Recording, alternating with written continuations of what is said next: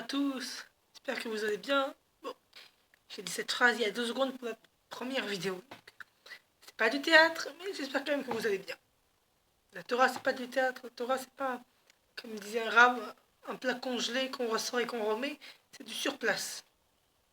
L'idée, elle doit venir pas le film, pas dans le cours, pas qu'on a préparé. Après, c'est du chaud, du froid, ça n'a pas de sentiment.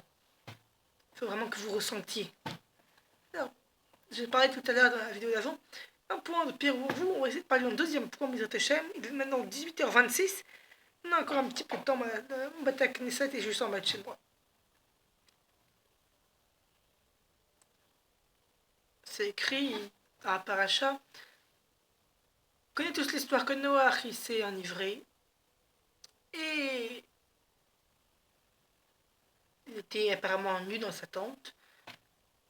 Et Canaan, le petit-fils de Noach, l'a vu. Il est sorti, il a appelé vite son père, Ram. Ram est venu, il était dans la tente. Rachidi, Chazvé Shalem, il a cohabité avec lui. Chazvé Shalem, il l'a empêché d'avoir un prochain enfant.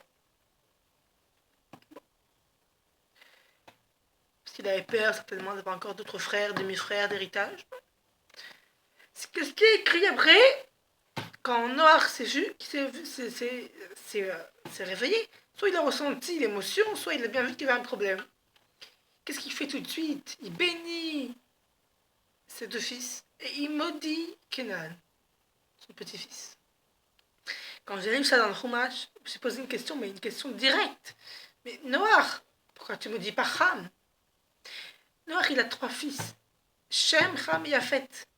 Shem et Yafet, ils ont été bénis, ils vont être les rois, tout ça. Ham, il n'a pas été maudit.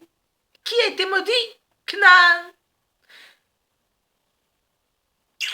Canaan, il n'a rien fait dans l'histoire. Canaan, il a vu Noach s'enivrer nu dans la tente, il a appelé vite son père, papy s'enivrer dans la tente.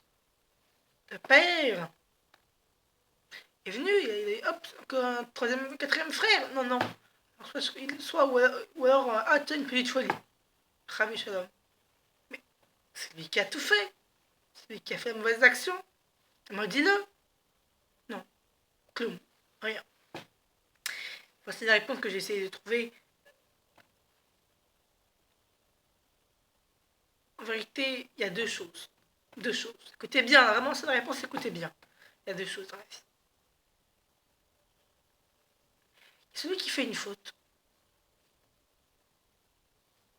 c'est une mauvaise chose. C'est une mauvaise chose.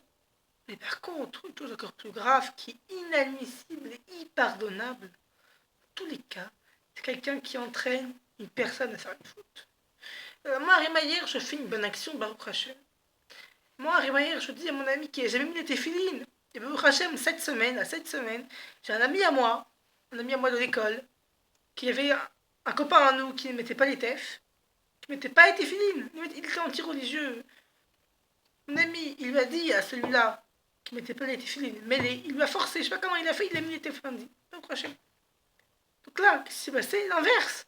Une personne n'a pas fait une mitzvah, elle a entraîné une mitzvah, c'est 500 millions de fois mieux. Vous vous rendez compte, son ami, il n'est pas ETF, il lui a fait faire mettre les tefs, il lui a fait entraîner une mitzvah. Il a gagné d'avoir entraîné une mitzvah, et son copain a gagné la mitzvah de téfilines qu'il n'avait quasiment jamais faite. Ou peut-être une fois à sa bar mitzvah. Donc on peut comprendre à l'inverse, quelqu'un qui faute, c'est grave, quelqu'un qui entraîne une faute. Allez, faute, et je te donne 1€, va tuer une personne et tu auras le droit au paradis. Ça c'est. Toi tu dis à quelqu'un, va tuer une personne, tu auras le droit au paradis. Tu dis à quelqu'un, Chazvé Shalem, va voir papa, vite, et papy qui est en train de faire des mauvaises choses, je ne sais pas ce qu'il va faire, peut-être qu'il a l'intention de faire, va le voir. Avec une arrière-pensée. Ça c'est hyper parce que tu as entraîné que ton père fasse une faute, qu'après son Sarah, il le prenne sur le morceau. Il dit, maintenant t'es dans la scène, cette sorte d'occasion.